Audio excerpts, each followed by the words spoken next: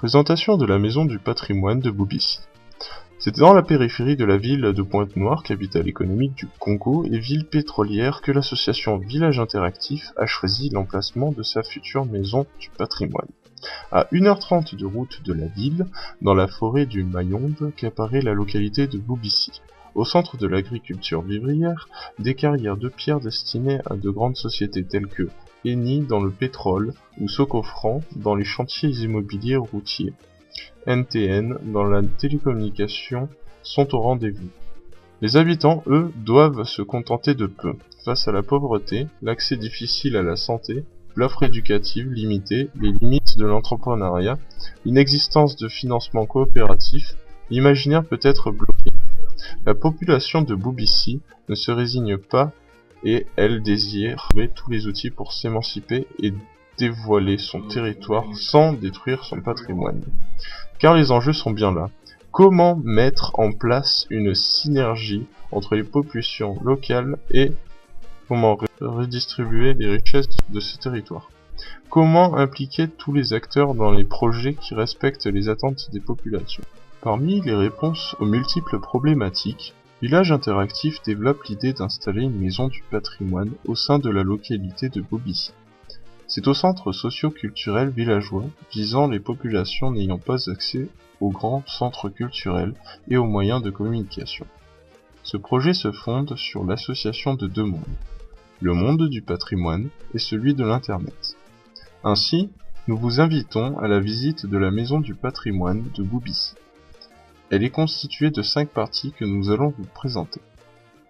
En entrant dans l'édifice, nous serons reçus à l'accueil qui, avec le réseau, peut diriger les différents pôles de la Maison du Patrimoine.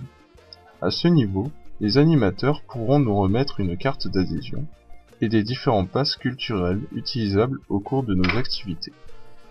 À partir de cette étape, nous pourrons nous introduire dans le centre documentaire qui offre aux lecteurs des ouvrages couvrant les attentes d'un public large.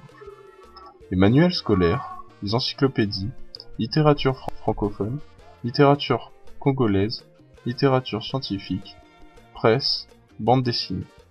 Ainsi les élèves, les collégiens et les lycéens peuvent y effectuer des travaux. Aussi les paysans pourront prendre connaissance sur des ouvrages techniques agricoles. Ensuite, la Maison du Patrimoine met à disposition aux usagers une salle multimédia. Elle est consacrée à l'apprentissage de la bureautique et à l'usage des technologies, de l'information et de la communication. Cette salle multimédia accueille les groupes scolaires, les personnes actives, les retraités au cours de cycles de formation. En alternance, cette salle fera usage de cybercafé. Puis, dans la salle de conférence débat, les animateurs réuniront les acteurs locaux, le monde académique, les investisseurs, les ONG et les gouvernants autour des problématiques de développement du territoire. Cette salle permettra la projection de vidéos éducatives, de formations, de documentaires. Ces formations agricoles par le biais des outils didactiques seront renouvelées régulièrement dans l'année. Au sortir de ces différentes salles, la Maison du Patrimoine met l'accent sur l'art et l'artisanat afin d'aborder le patrimoine matériel et immatériel.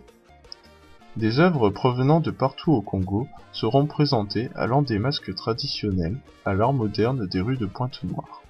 Cet espace sera organisé par les artistes qui devront défendre leurs œuvres. Enfin, les alentours de la Maison du Patrimoine seront à même de recevoir des manifestations culturelles comme les danses, les chants, les randonnées, les sports, en somme, les activités patrimoniales qui rythment les villages.